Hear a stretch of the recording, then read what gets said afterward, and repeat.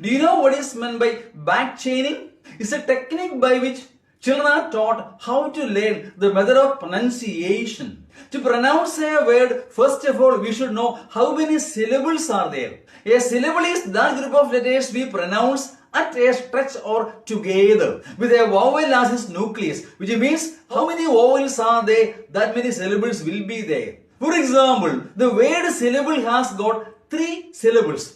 Syllable, syllable. Syllable, syllable. Take an easy example first before going for a difficult one. Pronunciation. Pronunciation. In this method of back chaining, we pronounce syllables from last to first.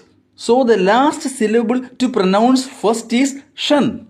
Very simple. Then the last button or penultimate is a. Asian. Then third from the last ciation. Fourth is none. Nunciation. And the fifth one is pro. So the word is pronunciation. In the same way, how to pronounce this word? It is the name of a Russian composer.